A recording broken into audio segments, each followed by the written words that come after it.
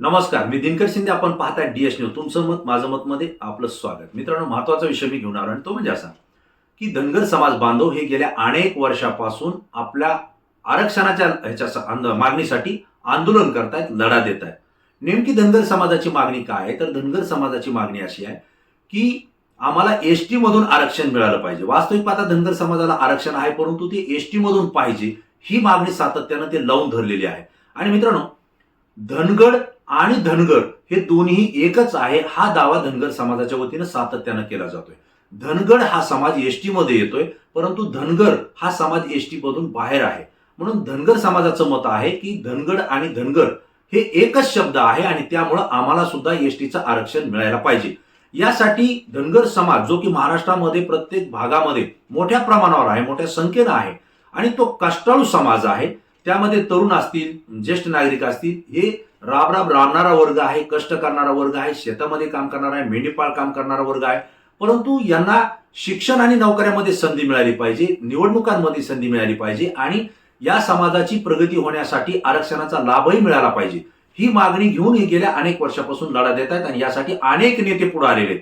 मला आपल्याला सांगावं लागेल की गोपीनाथराव मुंडे हे ज्यावेळेस ओबीसी समाजाला एकत्र करून भारतीय जनता पार्टी सोबत आणत होते, त्यावेळेस या प्रवाहामध्ये त्यांनी आणले महादेव जानकर.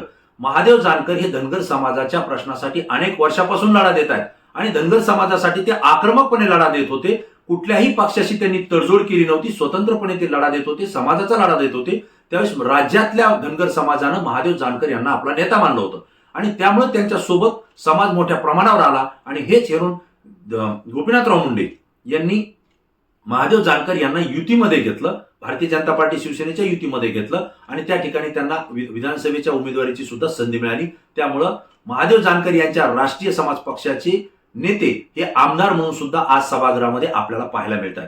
मग धनगर समाजाचा प्रश्न असेल, आरक्षणाचा प्रश्न असेल म्हणून महादेव जानकर पुढे आले होते, त्यांच्या पाठीमागे समाज उभा राहिला. परंतु ते एका राजकीय प्रवाहात सोबत गेल्यामुळं इतर राजकीय प्रवाहाला मानणारा धनगर समाज हा बाजूला राहिला गेला होता आणि त्याच वेळेस पुन्हा आपल्याला मला सांगावं लागेल की राम शिंदे जे की भारतीय जनता पार्टीचे नेते आहेत, ते पुन्हा या ठिकाणी समोर आले आणि धनगर समाजाचं नेतृत्व त्यांनीही केलेले. राम शिंदे यांच्याही पाठीमागे धनगर समाज मोठ्या प्रमाणावर आहे, कारण अहिल्यादेवी होळकर यांच्या कुटुंबाशी ते निगडीत आहेत, सत्तेमध्ये ते आहेत आणि धनगर समाजासाठी ते काम करतात. आरक्षणाच्या लढ्यामध्ये आरक्षण मिळेपर्यंत आपण हा लढा देऊ असंही त्यांनी त्या ठिकाणी ग्वाही दिली होती आणि त्यामुळं धनगर समाज मोठ्या प्रमाणावर राम शिंदे यांच्या पाठीशी राहिला. परंतु धनगर समाजाची मागणी जी आहे ती आजही तशीच आहे. मित्रांनो, राम शिंदे हे मंत्री म्हणून त्यांनी काम केलं, महादेव जानकर यांनी आमदार म्हणून काम केलं, महादेव जानकर हे मंत्री म्हणून सुद्धा त्यांनी काम केलं. अशा परिस्थितीमध्ये धनगर समाजाचा निकाल लागत नाही हे लक्षात आल्यानंतर पुन्हा या ठिकाणी आणखीन एक नेता उदयास आले, ते म्हणजे गोपीचंद पडळकर. गोपीचंद पडळकर यांनी सुद्धा धनगर समाजाची सामाजिक संघटना म्हणून काम केलं, समाजासाठी काम करतो म्हणून ते पुढे आले. अनेक आंदोलनं त्यांनी केली, आक्रमक भूमिका मांडली, सगळ्या पक्षांच्या विरोधात ते बोलले, समाजाला घेऊन मी चालेल असं बोलले. एवढंच नाही तर भारतीय जनता पार्टीच्या विरोधात ते आक्रमकपणे बोलले. या पुढच्या काळामध्ये स्वतःची आई भाऊ जरी उभा राहिला तरी त्याला भाजपमध्ये असेल तर त्याला मतदान करू नका असं म्हणून त्यांनी शपथ सुद्धा घेतली होती. तेच गोपीचंद पडळकर आज भारतीय जनता पार्टीमध्ये गेले आणि भारतीय जनता पार्टीने त्यांना आमदारकीची संधी त्या ठिकाणी दिलेली आहे. म्हणजेच काय की समाजाच्या जीवावर समाजाचे प्रश्न सोडू म्हणून जे नेते वर आले, राजकारणात आले आणि त्यांनी समाजाला सोडून सत्तेची खुर्ची त्या ठिकाणी मिळवली, मात्र समाजाचे प्रश्न आजही तसेच आहेत. राज्याचे मुख्यमंत्री होण्याच्या अगोदर देवेंद्र फडणवीस यांनी सांगितलं होतं की मी मुख्यमंत्री झाल्यानंतर पहिल्याच कॅबिनेटमध्ये धनगर समाजाच्या आरक्षणाचा प्रश्न निकाली लावेल, त्यांना आरक्षण देईल. परंतु मित्रांनो, देवेंद्र फडणवीस यांचा 5 वर्षाचा कालावधी मुख्यमंत्री पदाचा पूर्ण झाला, परंतु धनगर समाजाच्या आरक्षणाचा प्रश्न निकाली लागला नाही. त्याचं भिजत घोंगडं जसं आहे तसंच आहे. दुसऱ्या टर्म मध्ये उद्धव ठाकरे मुख्यमंत्री झाले, त्यावेळी देवेंद्र फडणवीस यांनी सांगितलं की सत्ता आमच्याकडे नाहीये, जर सत्तेत असतो तर निश्चितपणे धनगर समाजाचा आम्ही प्रश्न मार्गी लावला असता. आणि यामध्ये गोपीचंद पडळकर यांनी हीच भूमिका लावून धरली की देवेंद्र फडणवीस जर असते तर आपला प्रश्न निश्चितपणे मार्गी लागला असता, यापुढे आपण त्यांना सत्तेत आणू आणि आपला प्रश्न मार्गी लावून घेऊ. मित्रांनो, सत्तांतर लगेच झालं आणि त्यानंतर देवेंद्र फडणवीस आता राज्याचे उपमुख्यमंत्री आहेत. जरी ते उपमुख्यमंत्री असले आणि एकनाथ शिंदे जरी मुख्यमंत्री असले तरी आजही राज्याच्या राजकारणामध्ये देवेंद्र फडणवीस यांच्या शब्दाला किंमत आहे. जरी सहीचा अधिकार मुख्यमंत्री म्हणून एकनाथ शिंदेंना असला तरी सुद्धा निर्णय घेण्याचा आणि ते लागू करण्याची भूमिका ही देवेंद्र फडणवीस त्या ठिकाणी बजावतात. मग आजही धनगर समाजाचा प्रश्न मिटलाय का? तर तो नाही. मग गोपीचंद पडळकर असतील, राम शिंदे असतील किंवा महादेव जानकर असतील किंवा यापूर्वी प्रकाश शेंडगे हे धनगर समाजाचे नेते म्हणून त्या ठिकाणी अनेक वर्षापासून काम करतात. आजही आपण पाहतो की जरांगे पाटलांच्या आंदोलनाच्या विरोधात छगनराव भुजबळ यांनी भूमिका मांडली. त्यावेळेस ओबीसीचे नेते म्हणून, धनगर समाजाचे नेते म्हणून प्रकाश शेंडगे हे सातत्याने त्या ठिकाणी आंदोलन करतात, भाषणं करतात. अत्यंत आक्रमकपणे त्यांनी भाषणं केलेली आहेत. पूर्ण वेळ प्रकाश शेंडगे हे धनगर समाज नेते मराठा समाजाच्या आरक्षणाच्या विरोधात त्या ठिकाणी बोललेले आहेत, हे आपण पाहतोय. त्यांनी या ठिकाणी अनेक वेळा काम केलं, परंतु त्यांच्याही पाठीमागे धनगर समाजाने मोठी ताकद उभा केली, कारण ते समाजासाठी काम करतायत. वास्तविक पाहता या चारही नेत्यांसोबत अनेक नेत्यांनी काम केलेलं आहे. परंतु मला आपल्याला प्रश्न विचारायचा की धनगर समाजाचा प्रश्न निकाली लागला का?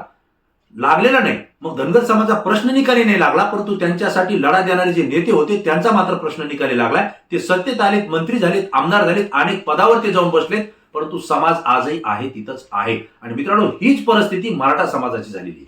मराठा समाजाचे सुद्धा अनेक नेते मराठा समाजाला न्याय देऊ, आरक्षण देऊ म्हणून पुढे आले होते, परंतु ते नेते आता सत्तेवर बसले, खुर्चीवर बसले आणि समाजाचे प्रश्न तसेच राहिले. आणि म्हणूनच सामान्य कुटुंबातला मनोज जरांगे पाटील हा तरुण समोर आला आणि हाच संघर्ष योद्धा म्हणून मराठा समाजाने स्वीकारला. आज लाखोच्या नव्हे कोट्यावधी मराठा समाज मनोज जरांगेंच्या पाठीमागे आहे. त्याचं कारण आहे की निस्वार्थीपणे ते काम करतायत, निस्वार्थीपणे ते मराठा समाजाचे प्रश्न हाताळतायत आणि सरकारच्या प्रतिनिधीशी बोलताना थेट ते इन कॅमेरा बोलतायत.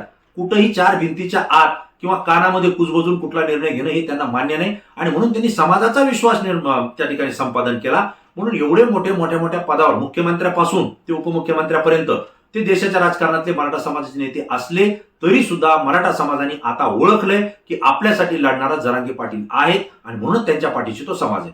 अशा संघर्ष योद्ध्याची आता धनगर समाजाला गरज आहे, असं धनगर समाज सातत्यानं बोलून दाखवतोय. कारण त्यांचं असं मत आहे की नेत्यांच्या पाठीमागे आम्ही किती दिवस राहायचं, नेत्यांच्या पाठीमागे राहतो, नेता मोठा होतो, समाज तिथंच राहतोय. आता खऱ्या अर्थानं समाजासाठी झटणारा, झगडणारा खऱ्या संघर्ष योद्ध्याची आम्हाला गरज आहे. मनोज जरांगे पाटलासारखा एक युवा तरुण नेतृत्व जर धनगर समाजाला मिळालं तर धनगर समाज हा हजारोंच्या, लाखोच्या संख्येनं त्याच्या पाठीमागे उभा राहील, असं चित्र आज महाराष्ट्रामध्ये आहे. आणि मित्रांनो, मी धनगर समाज बांधवांना सुद्धा आवर्जून विनंती करतोय की प्रत्येक गावामध्ये, प्रत्येक तालुक्यात, जिल्ह्यामध्ये, विभागामध्ये समाजासाठी काम करणारे अनेक तळमळीचे नेते, अनेक तळमळीचे युवा कार्यकर्ते आहेत, परंतु ते राजकीय नेतृत्वाच्या अंडरमध्ये काम करत होते, त्यांच्या आधिपत्याखाली काम करतात म्हणून त्यांना मर्यादा येत होती. परंतु आता ही मर्यादा जर त्यांनी झुंगारली आणि जर ते समाजासाठी पुढे काम करायला गेले, समाजाचा प्रश्न मग तो नोकरीचा असेल, आरक्षणाचा असेल, या उद्योगधंद्याचा असेल, वेगवेगळे प्रश्न आहेत, अनेक महामंडळं आहेत समाजासाठी, त्यातून काही समाजाला मिळतंय का हे सगळं पाहण्यासाठी, एक दबाव वापरण्यासाठी समाजाला संघटित करणं गरजेचं आहे. आणि निस्वार्थीपणे समाजासाठी झगडणारा युवा नेतृत्व पुढे येण्याची गरज आहे, असा समाज बोलतोय. आणि म्हणून आज समाजाच्या प्रतिक्रिया ज्या DS न्यूजकडे आलेल्या आहेत त्या याच आहेत की आता धनगर समाजाला या राजकीय नेत्यांची गरज नाही, तर खऱ्या अर्थानं मनोज जरांगे पाटलांसारख्या समाजातल्या, धनगर समाजातल्या एका तरुण संघर्ष योद्ध्याची गरज आहे. आता हा संघर्ष योद्धा कोण असेल, संघर्ष योद्धा म्हणून कोण पुढे येईल, हेही आपल्याला बघण्याची गरज आहे. तसं पाहता प्रकाश शेंडगे छगनराव भुजबळ यांच्या सोबत जाऊन अनेक आंदोलनात बोलले. हा जर वेळ त्यांनी सरकारवर दबाव आणण्यासाठी, धनगर समाजाला एसटीचं आरक्षण द्या यासाठी जर घालवला असता तर कदाचित तिथं कुठंतरी सरकारला वेगळा निर्णय घ्यावा लागला असता. परंतु त्यांनी समाजाच्या आरक्षणाच्या मुद्द्यावर वेळ न देता इतर गोष्टीसाठी वेळ दिला आणि हा धनगर समाज जो आपल्या पाठीशी आहे त्याचा त्या ठिकाणी वापर योग्य पद्धतीनं न करता वेगळ्या पद्धतीने केला, अशा सुद्धा भावना आज समाजाच्या प्रतिनिधींकडून आमच्यापर्यंत व्यक्त होत आहेत. मित्रांनो, जरी हे सगळं झालं असलं तरी अजूनही वेळ गेली नाही. कुठलाही संघर्ष योद्धा कोणत्याही वेळी जनतेसमोर येऊ शकतो आणि जनता त्याला डोक्यावर घेऊ शकते. हे जरांगे पाटलांच्या उदाहरणातून संपूर्ण महाराष्ट्र आणि देश पाहतोय. आता खऱ्या अर्थानं धनगर समाजाला संघर्ष योद्ध्याची गरज आहे का, हाही प्रश्न मी तुम्हाला विचारतोय. आणि जर असं असेल तर तात्काळ आपल्या प्रतिक्रिया आपण या व्हिडिओच्या कमेंट्स बॉक्समध्ये द्या, कारण तुमच्या प्रतिक्रिया आमच्यासाठी महत्वाच्या आहेत आणि त्या संपूर्ण महाराष्ट्र पाहतोय. पुन्हा नवीन विषय, नवीन मुद्दा घेऊन आपल्या समोर येईल. तोपर्यंत धन्यवाद.